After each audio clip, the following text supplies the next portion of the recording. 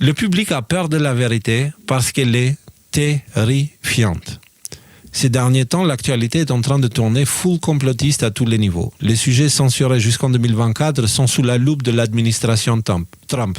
Certains découvrent des sujets obscurs et sont surpris, d'autres connaissent les sujets, mais découvrent des détails invisibles avant.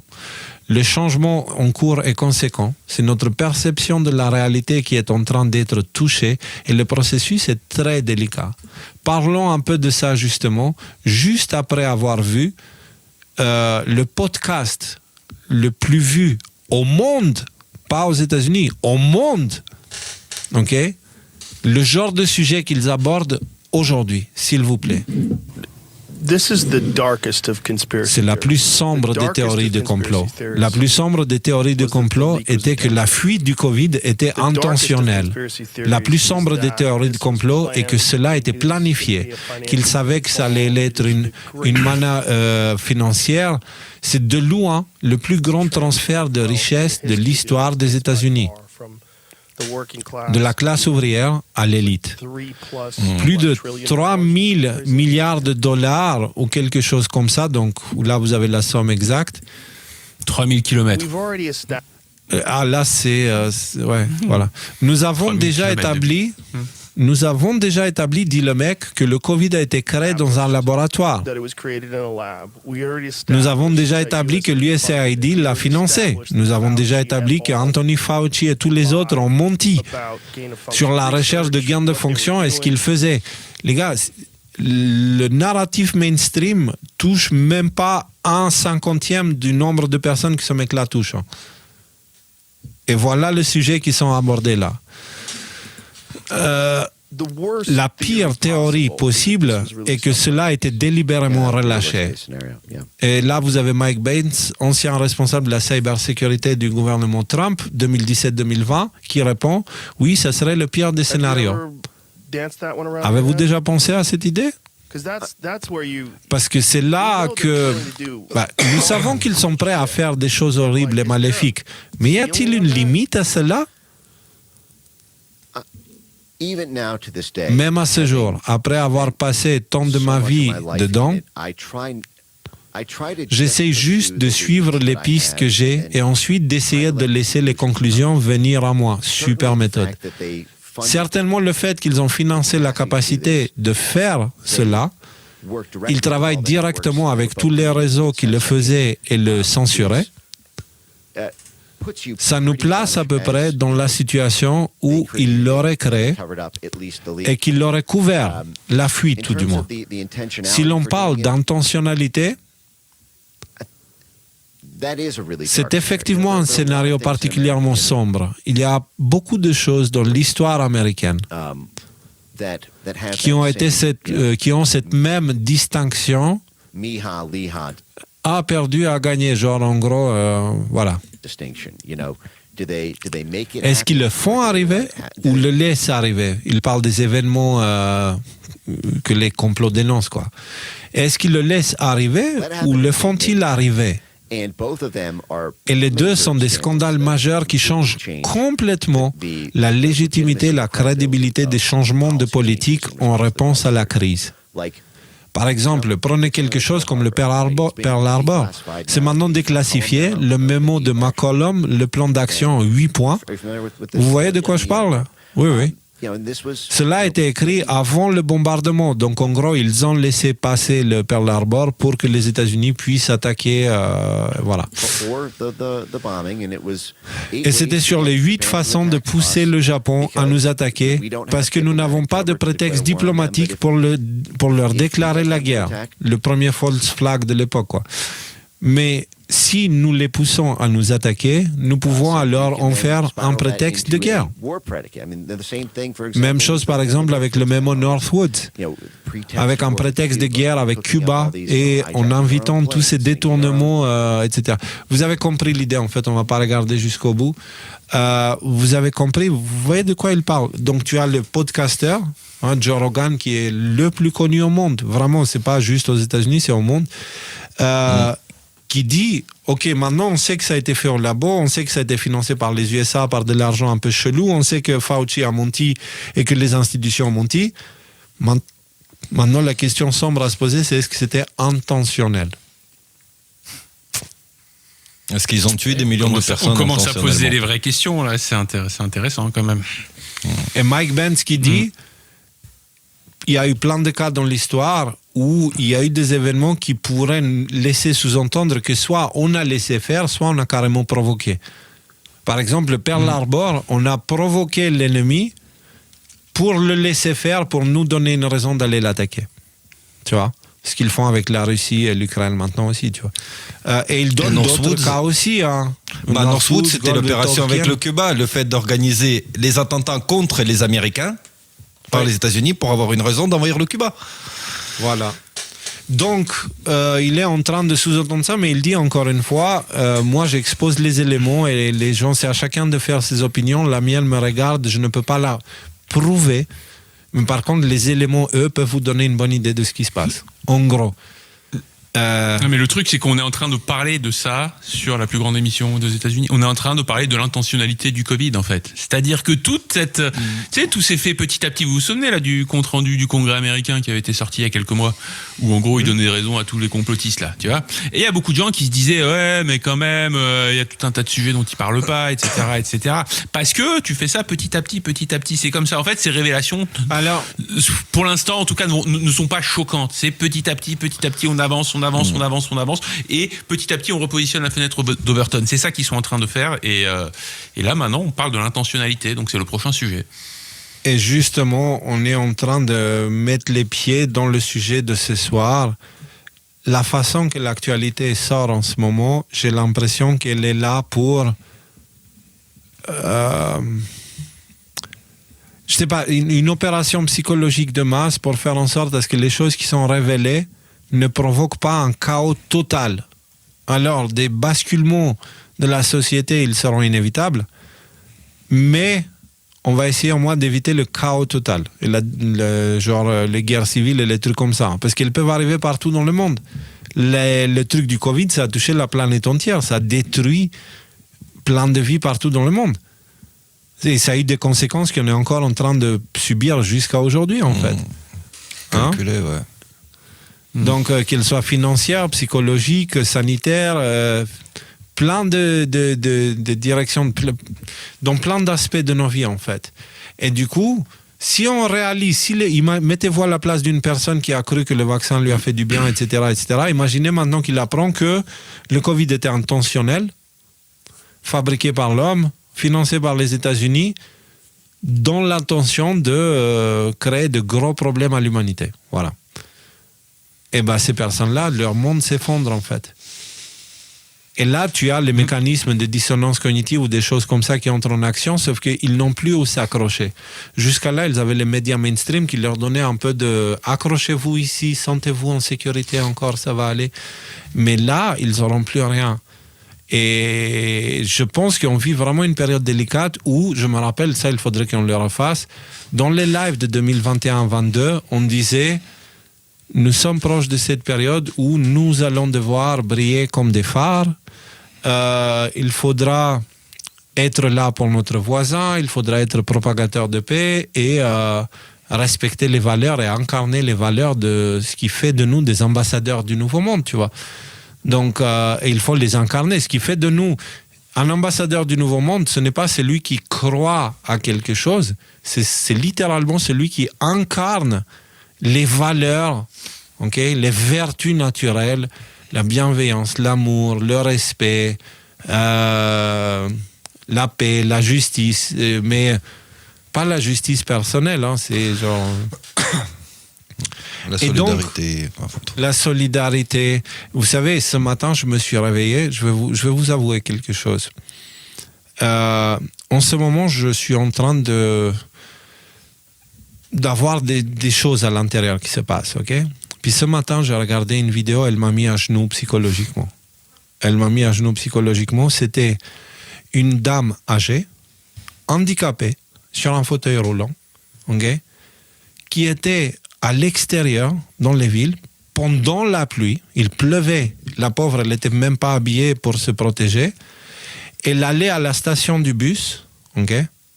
Et elle est restée coincée à la station du bus et le bus qui passe, qui la voit, qui l'ignore, parce que le bus n'a pas le nécessaire pour qu'elle puisse monter avec le fauteuil.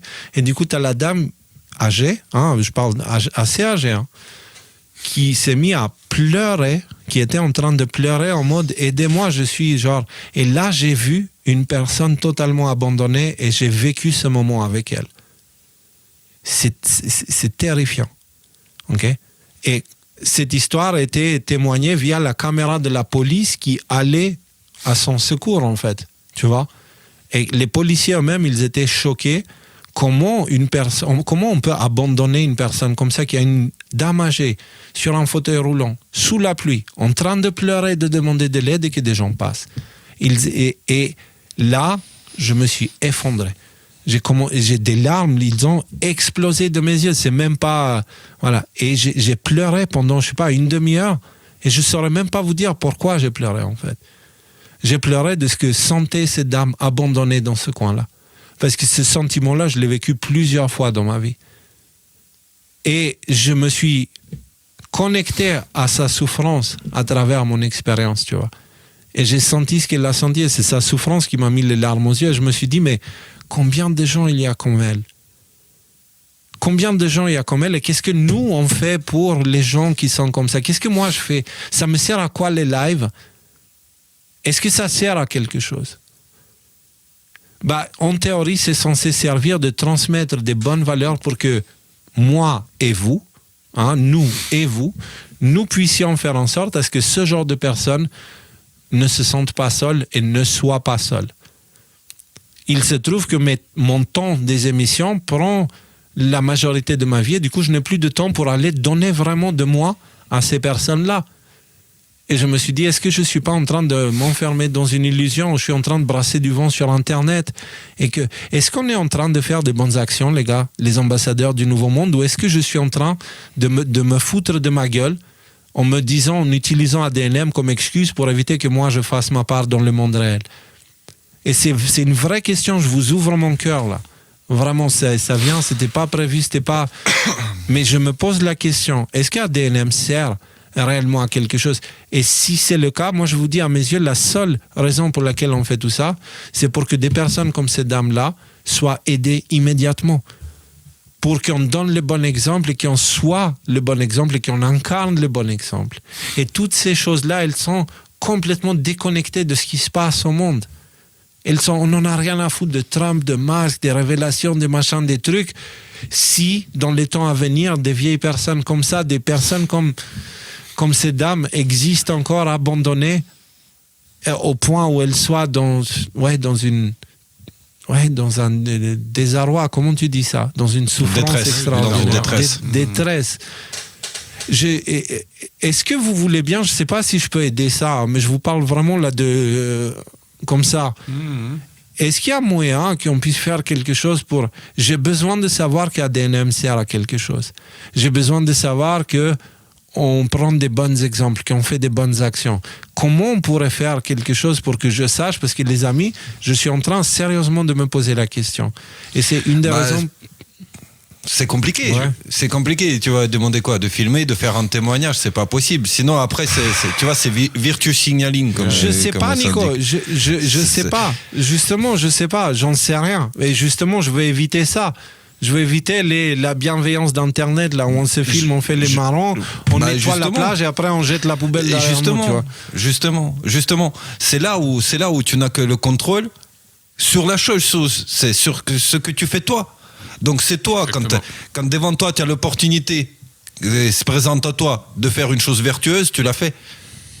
Alors, et que tu rejettes de choses vicieuses. Parce que autre chose, on n'a pas le contrôle dessus. On n'a pas le contrôle sur ce... On sait ce que tu sèmes. Comme on t'a dit tout à l'heure, on sait ce que l'on sème.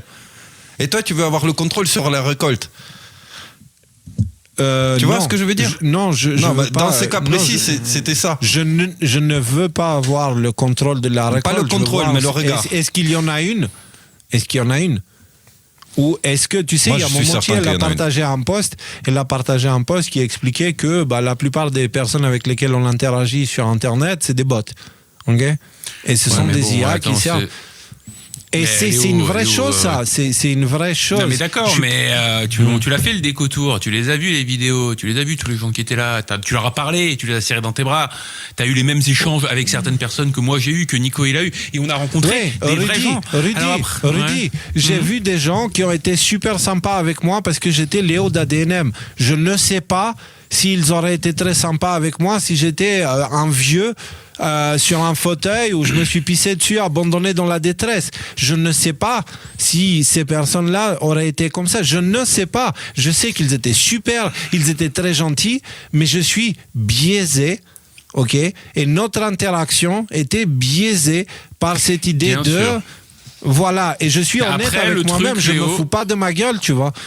Non mais t'as raison, mais ce que je veux te dire, compte. c'est que ce biais, il existe les premiers jours. Après, et je pense que c'est ton cas aussi, en tout cas je sais que c'est le cas de Nico et c'est mon cas, il y a des gens que tu rencontres par ce biais-là, et après tu crées des vrais liens avec eux, et ça devient des amis. Et d'un coup t'es plus Léo de ADNM ou Rudy de ADNM. Moi ce que je constate, de mon petit cas personnel, que en Corse, peut-être la dizaine de personnes que j'ai rencontrées par le biais d'ADNM dans ce cas-là, bah, tous ces gens-là sont des gens à leur manière qui sont extraordinaires, avec leurs défauts, avec leurs faiblesses, avec leurs... mais Non, des gens avec qui...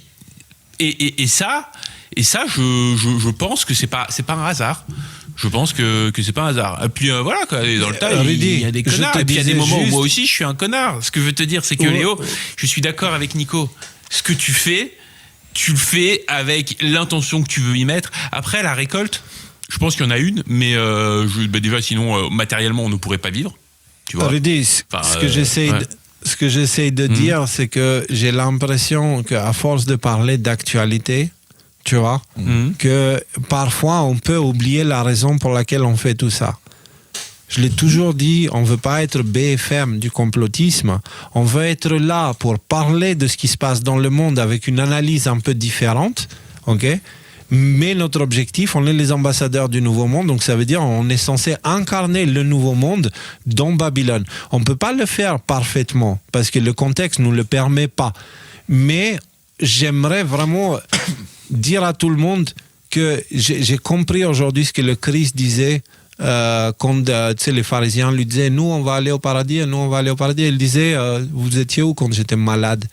Vous étiez où quand j'étais vieux ? Vous étiez où quand j'étais affamé ?» Alors qu'il n'était pas ces choses-là, tu vois, mais de quoi il parlait ? Il parlait justement, j'ai compris de quoi il parlait, parce que je me suis senti tellement touché, je ne me suis pas remis de la journée. Je suis encore, et c'était juste... Et tu sais, j'ai des gens dans ma famille qui se sont retrouvés dans cette situation de nombreuses fois. Moi, c'est pas un traumatisme parce que je l'ai surmonté, mais l'abondance, c'est quelque chose, tu sais. Voilà. Et du coup, ça m'a marqué et ça m'a secoué à un tel point où j'ai besoin un peu plus maintenant de savoir que ce que je fais sert à quelque chose d'utile et pas juste à alimenter les fantasmes complotistes ou je sais pas quoi, tu vois. C'est juste ça ma question. Et c'est pour ça que j'attire l'attention du public et je vous demande, je vous ouvre mon cœur, vous êtes plusieurs milliers à regarder là, je vous ouvre mon cœur, voilà où j'en suis. En tant que Léo qui a commencé les émissions en 2020, en mars 2020, sans savoir ce que ça allait donner, tu vois, et j'ai fait tout ce chemin et maintenant je suis là. Maintenant j'ai envie d'aider les gens, tu vois.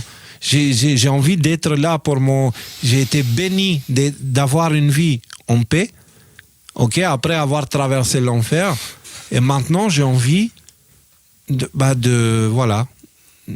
présent pour les gens, pas pour être présent pour le fan club de Léo et d'ADNM, tu vois, être présent pour les gens qui sont vraiment, je sais pas, il faut que je réfléchisse, et je sais pas, mettez des commentaires sur X, si vous avez des idées ou des choses, voilà où est la situation. C'est pour ça que j'ai lancé la maison de production musicale, parce que je pense que ça peut aider beaucoup plus que ça en fait, que ce qu'on fait, parler d'actualité, parler des mêmes histoires, pour lesquelles plus ça va, plus je me dis, des politiciens qui donnent des solutions politiciennes, tu vois, c'est pas ça qui va changer le monde.